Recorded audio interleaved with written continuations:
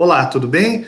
Meu nome é Luiz Felipe Arcângelo, eu sou advogado, corretor de imóveis e sou professor em cursos de pós-graduação em Direito Imobiliário, dentre eles a Fundação Armando Álvares Penteado, que é a FAAP, e sou também palestrante do Cresce. Hoje o tema que coube para mim nessa exposição é a pergunta: eu posso ou não deixar de pagar o aluguel nesse tempo de pandemia? O locatário pode deixar de pagar o aluguel? Primeiramente, cumpre esclarecer aqui que não é permitido que o locatário deixe de pagar o aluguel, mesmo estando com dificuldades financeiras, seja pela legislação ou pelo próprio contrato que foi firmado com o locador, ele não pode deixar de pagar esse aluguel. Essa possibilidade de deixar de pagar o aluguel chegou a integrar um projeto de lei do senador Antônio Anastasia, mas esse projeto ele repercutiu mal junto ao Senado e foi suprimido o artigo 10º, que justamente tratava sobre as locações. E falando aqui diretamente para os corretores, era o que nós falávamos à época, né? Que realmente iria virar um caos dentro do mercado imobiliário, principalmente também para nós, corretores de imóveis e imobiliária. Por que isso? Porque esse projeto fazia com que os aluguéis, mediante uma notificação do locatário ao locador, ele pudesse suspender total ou parcialmente esses aluguéis durante o período de março a outubro de 2020. E ele só passaria a pagar os aluguéis referentes a esse período a partir de outubro de 2020. Então, imagine o que iria acontecer. Mas por que ele repercutiu mal junto ao Senado? Porque os senadores, eles entenderam que com isso o que iria acontecer? Iria transferir o problema do locatário para o locador. E também haveria aí um acúmulo no pagamento desses aluguéis, fazendo que, muito provavelmente, boa parte dos locatários não conseguissem pagar esses aluguéis e tornando a situação ainda mais complicada com relação ao pagamento dos aluguéis. E também transferindo esse problema dos locadores, como nós sabemos, muito desses locadores tem ali o complemento da sua aposentadoria dentro do pagamento desses aluguéis. Eu até recentemente vi aí o comentário do próprio Milton do Cresce, dizendo que boa parte, uma enorme porcentagem dos proprietários desses imóveis de locações, principalmente as residenciais, tem apenas um imóvel que eles utilizam ali como a sua renda, ok? Mas o que eu gostaria, passando por isso, dentro desse projeto de lei, o que foi aprovado no Senado é o artigo 9º, que justamente trata sobre o impedimento dos despejos com relação a essa inadimplência dos locatários. Esse despejo só passaria a poder fazer essa distribuição dessas ações de despejo no final de outubro, ok? Mas foi aprovado esse artigo dentro do projeto de lei 1179/2020, mas ainda está na Câmara dos Deputados para votação e depois passaria ali ao trâmite legal da aprovação dos projetos com a sanção do presidente da República, ok? Então, o que acontece com os despesos hoje? Os despesos hoje, eles ainda estão normais, você poderia distribuir ações de despejo, o que muitos colegas, inclusive eu entendo, é que nesse cenário de pandemia, muito provavelmente o juiz não ia expedir o mandado de despejo, ok? Então, o que aconteceria? Você poderia distribuir normalmente o despejo, as ações de execuções, assim que os prazos retomarem agora no dia 4 de maio, principalmente nós que estamos falando aqui para o estado de São Paulo, né? Então, com isso, você poderia distribuir normalmente os despejos, as ações de execuções, só que muito provavelmente a execução desse despejo não aconteceria por conta de uma sensibilidade aí do magistrado com relação a determinar a execução desse despejo em tempos de pandemia. Então, ele suspenderia momentaneamente a execução desse despejo, tá? Mas o que eu queria falar aqui para os corretores é principalmente aqui a ação que é mais recomendada.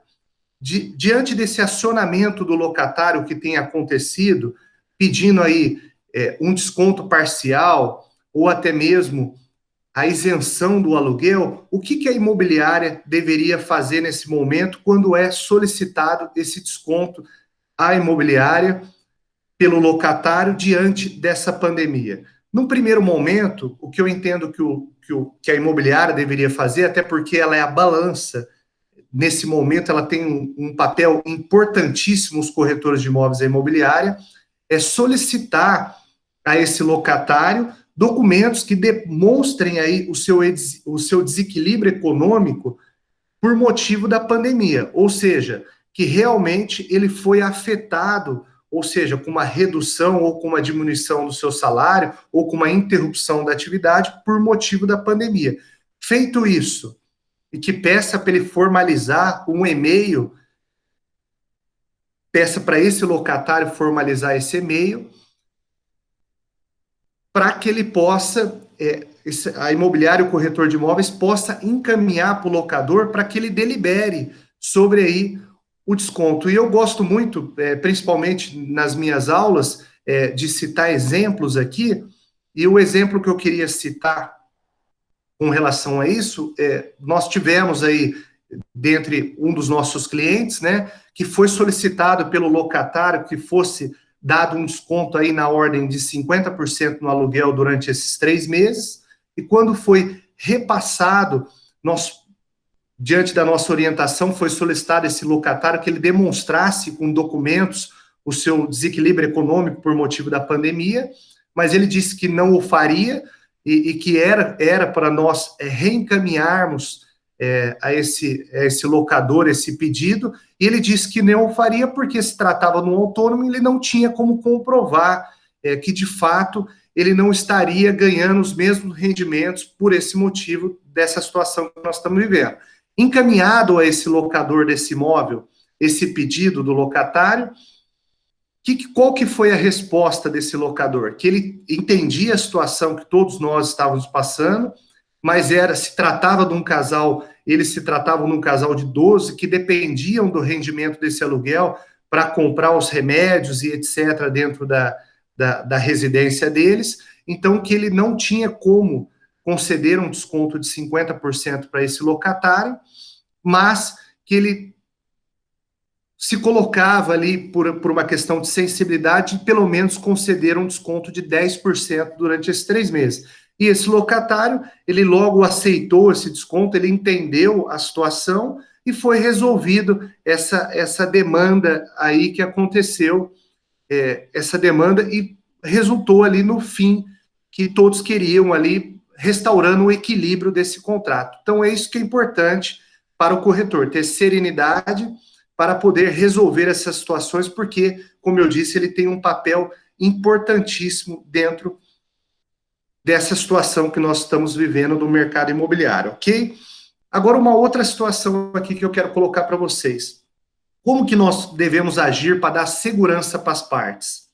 A orientação que eu dou, no sentido que a gente possa dar segurança, é que quando vier esse pedido do locatário dentro das imobiliárias, que as imobiliárias peçam para que seja formalizado esse pedido, ou através de um e-mail, ou através que seja o que o locatário faça uma notificação, ou até mesmo de um aditivo. Para quê? Para que não fique somente no boca a boca, tá? E que seja, de fato, formalizado esse pedido de desconto por esse locatário. Até porque vai ficar registrado que foi feito esse pedido, esse acordo formal entre locador e locatário, para que seja ali guardado ali no dossiê dessa locação ou na pasta virtual que seja, tá? Mas muitos também questionam aqui, nesse momento que nós estamos vivendo, que as imobiliárias, até por questão desse decreto tanto estadual como decreto dos municípios aí, que as imobiliárias estão fechadas nesse momento, como que elas procederiam? Uma sugestão e uma dica, eu acho que a gente dá aqui para as imobiliárias e para os corretores é a assinatura eletrônica, né? Que nesse momento ela tem um papel importantíssimo, ou seja, para buscar, se for o caso de fazer um aditivo e se não ficar só no e-mail e na notificação, for o caso de fazer um aditivo, esse aditivo pode ser assinado até de maneira eletrônica, ok? Então, diante disso, feito esse acordo, formalizada essa situação, conseguimos aí o fim, a finalidade que buscávamos com o equilíbrio desse contrato, ok? Uma outra questão que eu gostaria de falar aqui, tá? Muitos locatários têm buscado aí descontos e não têm tido êxito junto às locadoras ou também por conta que o locador não entende, porque, de certa maneira, ele tem que entender a situação, mas ele também não é obrigado a dar esse desconto. E isso se dá muito, eu tenho lido muito sobre esse tema, né? Principalmente a gente tem que separar aí as locações residenciais das locações não residenciais ou as locações comerciais. Nas locações residenciais, não haveria um impedimento de utilização do imóvel pelo locatário, de maneira de plena de utilização desse imóvel, por conta da pandemia. Haveria ali sim uma situação momentânea, uma situação financeira, mas, como nós sabemos aí, o próprio desemprego, ele não sim, o locador tem que ter sensibilidade, mas ele não seria, o locador não seria obrigado a dar o desconto ao locatário por motivo desse desemprego, diferente já das locações não residenciais e locações comerciais, onde de fato há a interrupção da atividade daquele empresário locatário, então seria uma situação um pouco diferente. Por isso que é importante a gente analisar pontualmente caso a caso. Mas na onde que eu queria chegar? Se esse locatário entrar na justiça, e aqui é importante que a gente vê como uma solução que está no Código Civil para esse problema que nós estamos vivendo, se esse locatário entendesse que deveria buscar a justiça, o que a gente entende que deveria primeiro ser demonstrado por esse locatário quando ele busca a justiça? Deveria ser demonstrado por esse locatário que ele, num primeiro momento, ele fez uma tentativa prévia de conciliação, ok? Ele fez essa tentativa prévia e ele não obteve êxito dentro desse locador com a demonstrando através de documentos que realmente ele vive ali um desequilíbrio econômico, financeiro, como nós dissemos, por motivo da pandemia. E que com isso, com essa tentativa de conciliação prévia, seria justamente uma demonstração de boa-fé por parte desse locatário.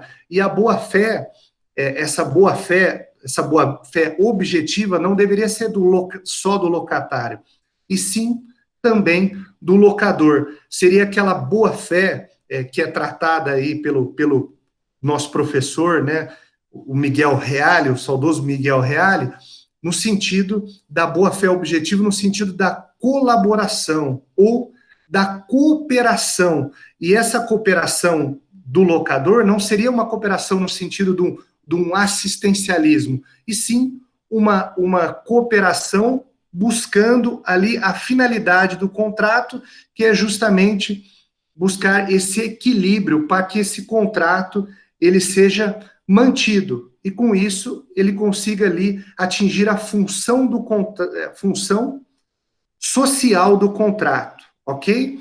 E ele conseguindo atingir essa função social do contrato, ele consegue manter esse pacto e com isso atingindo ali a paz social, tá? Que é o maior objetivo do direito e que é muito bom também para nós, enquanto imobiliárias e corretores de imóveis, que é isso que a gente está buscando, justamente manter as nossas carteiras imobiliárias, né?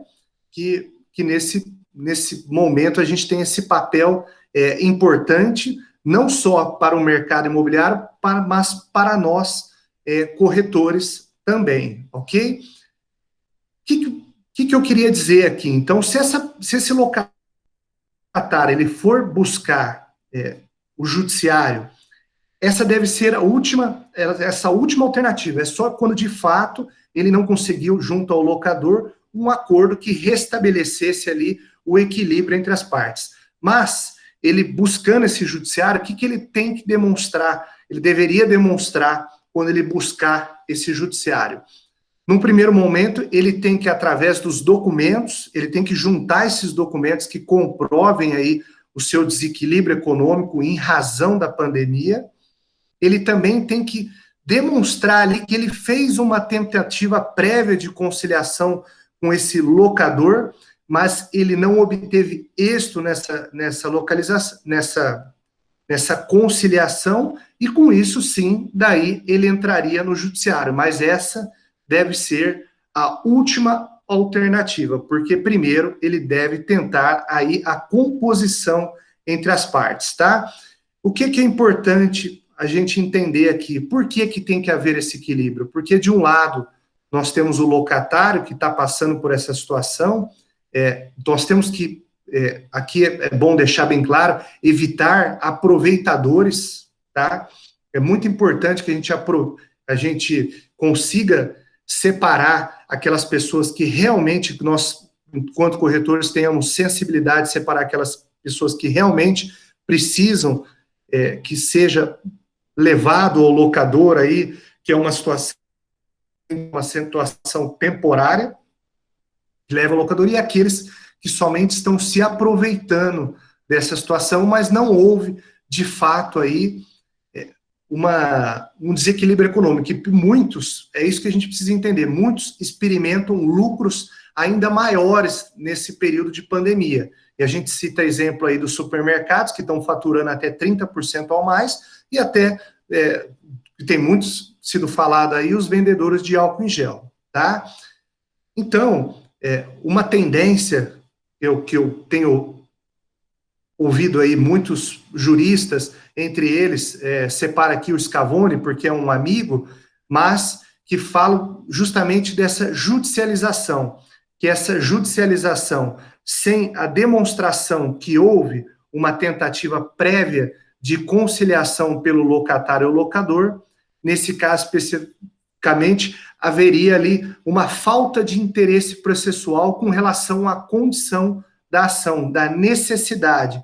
Então, nesse caso, deveria haver aí, por parte do juiz, um indeferimento dessa petição inicial, ou se fosse o caso de não poder haver esse indeferimento da petição inicial, que houvesse a suspensão desse processo até que o locatário realmente demonstrasse, através de documentos, que ele não pode, que houve ali um desequilíbrio econômico da parte dele, e também que ele tentou ali uma composição com o locador antes de entrar no judiciário, tá?